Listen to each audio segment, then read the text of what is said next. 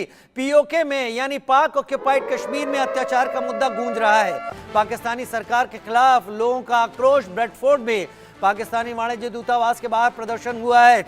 United Kashmir people's national party का प्रदर्शन हुआ है। अधिकृत कश्मीर गिलगित बाल्टिस्तान के लोगों का समर्थन किया गया है। शहबाज के 23 अरब रुपए की मदद के बाद भी नाराजगी है। हिंसा में अब तक 3 लोगों की मौत, सैकड़ों घायल हैं। लोग विरोध कर रहे हैं। केवल अधिकृत कश्मीर में ही नहीं विरोध हो रहा, लंदन में भी लोग निकले हैं।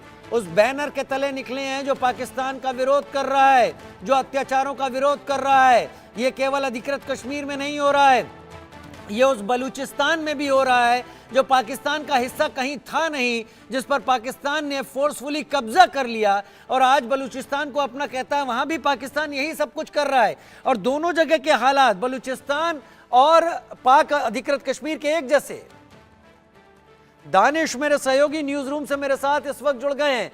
दानिश, पाकिस्तान के इस कब्जे वाले हिस्से के अलावा दुनिया में भी प्रदर्शन हो रहे हैं।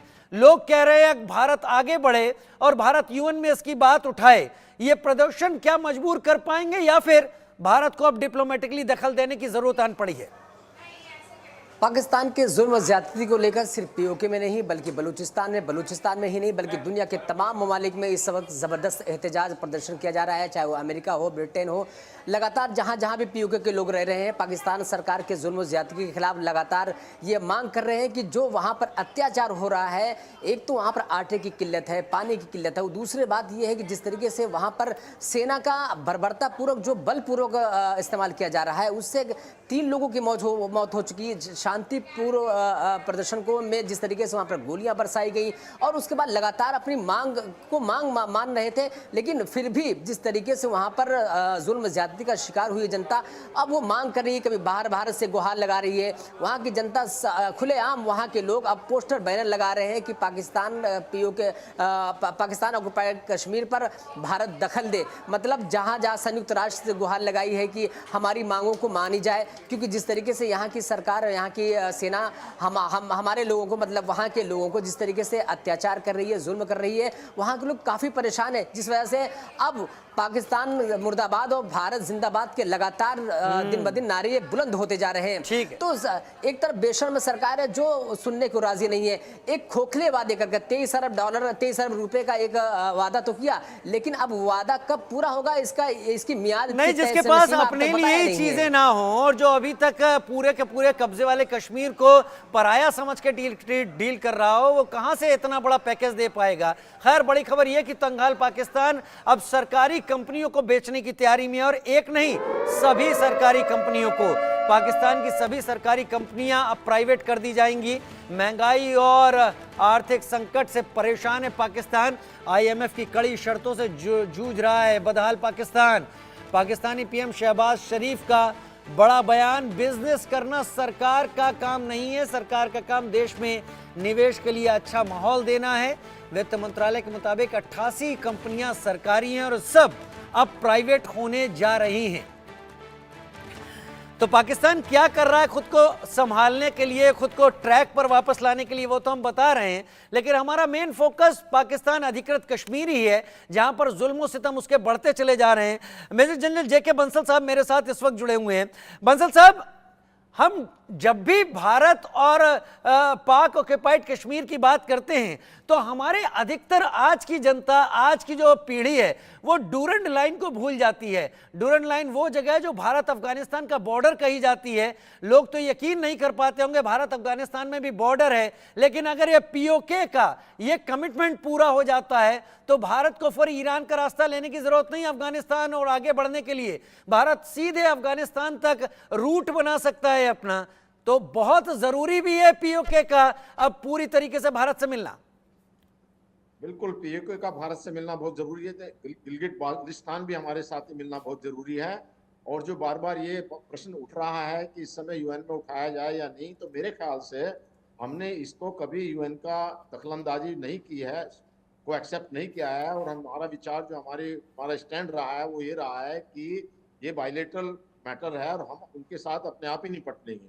तो इसको मुद्दे को तो ले जाया गया था पहले, जो नेहरू जी के टाइम में, उस समय भी नहीं ले जाना था, लेकिन अब तो ले जाने का मुझे नहीं लगता कोई उसका फायदा हिंदुस्तान या ऐसा कोई कदम उठाएगा। यानी बहुत सारी जो गलतियां जो हिस्ट्री में हो चुकी हैं, आज उनके घाव हमको ठीक करने की जिम्मेदारी आन पड़ी है।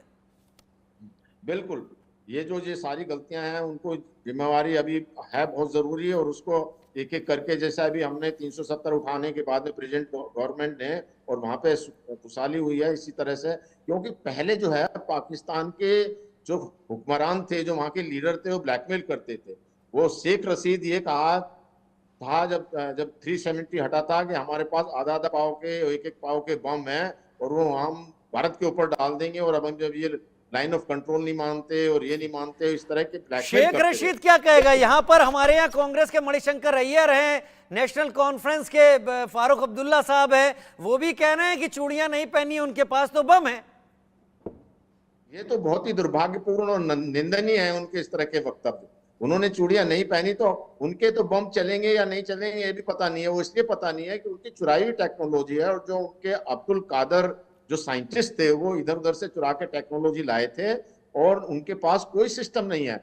अभी जो 2022 में मार्च में हमारी ब्रह्मोस मिसाइल एक्सीडेंटली उनके मियां चन्नू प्लेस में चली गई, 125 किलोमीटर के अंदर, उन्हें पता नहीं चला, और वो अंदर जाके हालांकि एक्सीडेंट। खैर, आपसे जवाब समझना चाहेंगे कि ये अपने आप उड़ गई या और कुछ बात इसके पीछे रही, क्योंकि सोशल मीडिया में बड़ी तकरार और बड़ी बहस हुई है सबको लेकर। खैर, बड़ी खबर का रुख करते हैं। 1 जून को फिर जलेगा खस्ताहाल पाकिस्तान, शहबाज के खिलाफ मौलाना डीजल यानी फजलुर रहमान का बयान। 1 जून को सरकार के खिलाफ बड़ा आंदोलन शुरू करेंगे। पाकिस्तान में संविधान की धज्जियां उड़ाई जा रही हैं। पाकिस्तानी संसद ने अपना महत्व खो दिया है। मुजफ्फरगढ़ से मिलियन मार्च का होगा शुरू। JUIF के प्रमुख हैं मौलाना डीजल उर्फ फजलुर रहमान। अवधेश उपाध्याय जी को मैं चर्चा में लाना चाहूंगा। अवधेश जी, आप अभी जो बातचीत मेरी और जेके बंसल साहब की चल रही थी, तो क्रक्स यही है कि जो गलतियां पहले कर चुके हैं वो घाव अब नासूर बन चुके हैं। अब वो घाव जो नासूर बन चुके हैं उन्हें ठीक करने के लिए जल्दी नहीं की गई, तो काटना पड़ेगा। क्या आप तैयार हैं कि काट दें? देखिए राजीव जी, बंसल साहब ने बहुत ही अच्छी बातें कही, बहुत अनुभवी हैं ये, और उनको हर चीज का पता है। आपको मैं बताना चाह रहा हूँ, जो जब पीओके जब चल रहा था, पीओके का जब मुद्दा चल रहा था, उस समय फील्ड मार्शल हमारे मानिक शाह थे। उन्होंने एक बात कही, आप देखिएगा उनकी जो हिस्ट्री है। जब पाकिस्तानी जो सेना थी आक्रामक थी पूरी तरह से, उन्होंने कई बार बोला दिल्ली के लिए कि भैया ऐसा है, पाकिस्तानी जो सेना है पूरी तरह से आक्रामक है, आप सेना भेजिए। लेकिन उस समय जो सरकार थी, अभी आपके एक राजनीतिक विश्लेषक बैठे हैं, वो कह रहे थे मुझे विश्वास है कांग्रेस पर। उस समय कांग्रेस के एक प्रधानमंत्री थे, पहले प्रधानमंत्री हमारे देश में, उन्होंने कोई भी उसमें हस्तक्षेप करना उचित नहीं समझा उस समय, जब मानिक शाह ने कहा था। ये मैं नहीं कह रहा हूं, आप मानिक शाह की हिस्ट्री पढ़ लीजिए, उन्होंने खुद कहा है अपनी बात में। दूसरी बात, जब एक बैठक में मीटिंग में मानिक शाह भी थे, और उस समय जो गृह मंत्री थे हमारे सरदार वल्लभ भाई पटेल साहब, वो भी थे। पटेल साहब ने कहा था नेहरू साहब से कि ऐसा है भैया, कश्मीर तो जाने दोगे कि रहने दोगे? तब सबके सामने उन्हें कुछ फील हुआ, तब जाके उन्होंने हमारी सेना भेजी। लेकिन उसके बाद भी आप देखिए, जब सेना हमारी पाकिस्तानियों खदेड़ के भागा रही थी, उस समय भी उनको रोक दिया गया। जी हाँ, और मुद्दे को UN पहुंचा दिया गया। मैं उसी बात पे कर रहा, हम खुलकर बात करें ज्यादा बेहतर होगा, कौन किसके लिए जिम्मेदार रहा। कुरियन साहब, समय थोड़ा कम है, लेकिन आपका रुख मैं जानना चाहूंगा, क्या अब भी इंतजार करना चाहिए? क्या अब भी देखना चाहिए कि हाँ, वहां पर जो हो रहा है वो अपने आप होता रहे, अपने आप चीजें हो जाएंगी? क्या भारत को केवल इस बात से बंधे रहना अब जरूरी है कि हम इस मुद्दे को आगे कहीं नहीं ले जाएंगे, हम बायलैटरल बात करेंगे? बायलैटरल तो कुछ नहीं होने वाला।